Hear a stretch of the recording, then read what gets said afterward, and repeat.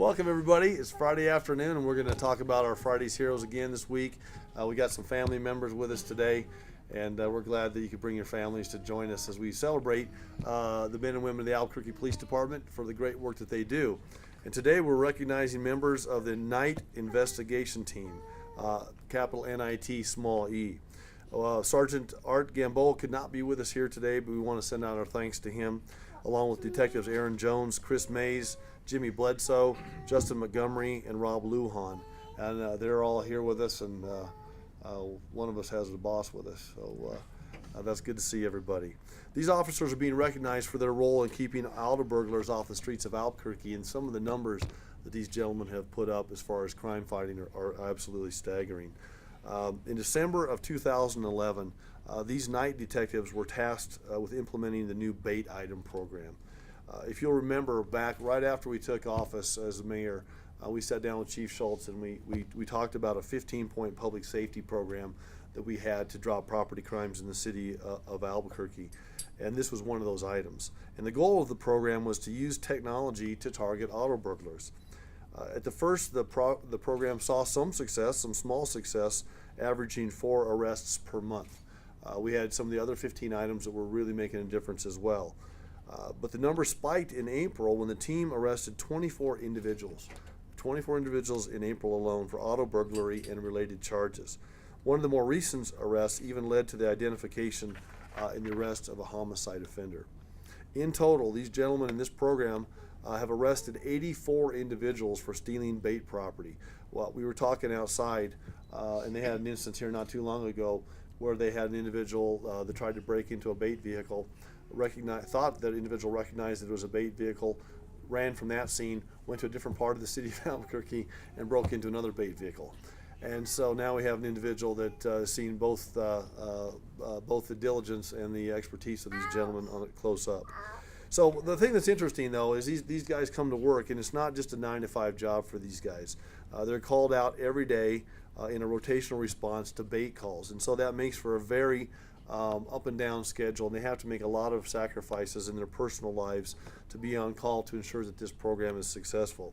There have been numerous agencies across the country that routinely contact these detectives for advice on their bait technology as well. So once again, the Albuquerque Police Department and our officers are really on the cutting edge of technology and crime fighting on a nationwide basis.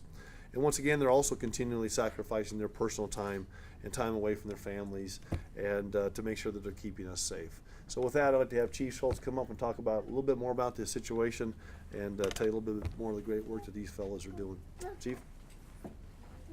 Thanks, Mayor, and we're very fortunate to have this dedicated group of detectives who go out each and every day and work real hard for the citizens of the city of Albuquerque. 2 years ago, when we started the Mayor's Property Crime Initiative, one of the new units that was created was the Night Detective Unit. And one of the things we told this unit is, okay, you've got everything available to you, go out and come up with a new way to hold property crime offenders accountable for their actions.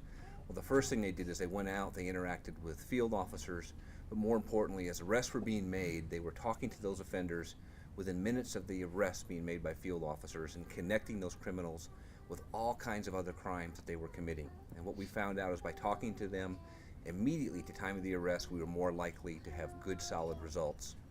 Over the course of the past 2 years, they've really gone above and beyond using predictive analysis and more recently taking the bait item program and taking it to a new level.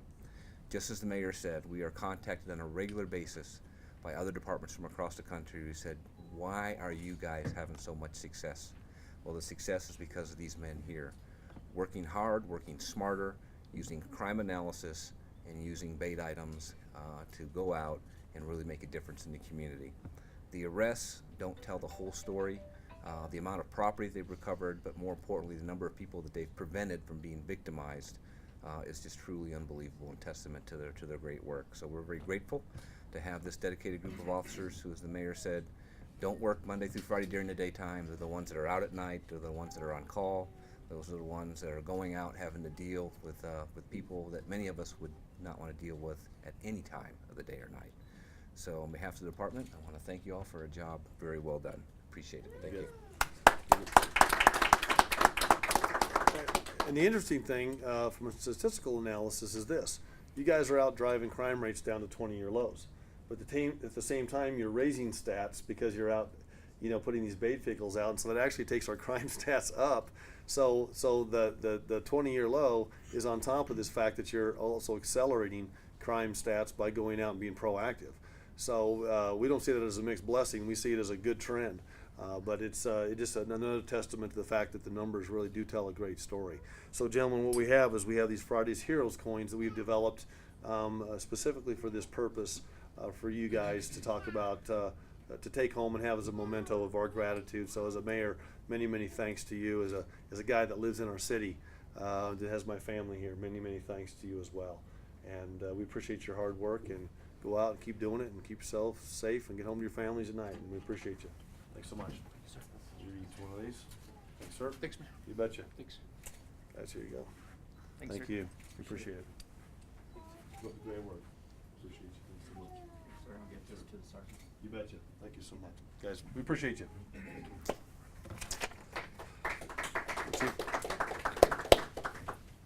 All right, let's bring Dennis Pollock up. He's our employee of the week. We've had a number of really good stories out of aviation, and Jim Hinde and his group for Employee of the Week over the last couple of years. And today we have another one, and it's really kind of a common thread that we find in the city of Albuquerque with our employees. A lot of the things that they're doing are just out of kindness. We have employees who are stopping and helping people change tires. We're helping people get through difficult circumstances in their day, and today's another story just like that. Dennis Pollock is an employee of the Communications Center at the Aviation Department, and he's our Employee of the Week. Recently, Anthony helped return a missing wallet to a couple traveling across the country. Let's tell the story about it. This particular couple was traveling through Albuquerque when the husband asked his wife if she could get a cup of coffee. The wife found one of our venues at the Sunport, got a cup of coffee, and the couple was off to their next layover on their way to Jacksonville, Florida. On their way to the next layover in Houston, the wife realized that she had left her wallet and the money at the counter where she had purchased the coffee. We've all been there. I've been there. That's not a great feeling when you're doing this and you can't figure out where your money is, because the first thing that goes through your mind is, I'm going to have to cancel all my credit cards. I'm going to have to get a new driver's license. I'm going to have to go through this entire process because I can't find it. Once they landed in Houston, they immediately called the Sunport and they spoke to Anthony, or to Dennis. And so basically Dennis understood, like we all would understand, that that's not a great place to be, especially when you're traveling. So instead of waiting for it to be turned into lost and found and everything, he recognized that he needed to go find it. He contacted the couple and he informed them that he had found the wallet and with all of its contents, and that he would protect their money and their personal items until they could make arrangements to get it back to them. So it's just it may seem like a small thing, but I tell you, we get people contacting us consistently about our employees going above and beyond, just being good stewards, being good citizens, being good ambassadors for our city. And so I'm going to have Jim Hinde come up and say a few more words about Dennis, and we'll go from there. Thank Jim? you, Mayor. Well, it's always a pleasure having the Employee of the Week. Always enjoy standing up here. Dennis is one of these guys that works real quietly in the background and always does quality work. He's been with the Aviation Department for 13 years, but you've been with the city for how many? 19. 19, okay. Dynamite employee, and he's always working on self-improvement. I know you got an associate's in accounting and has potential for getting a promotion as a result of that self-improvement. So I want to thank you very much. Thanks a lot, Dennis. We appreciate it.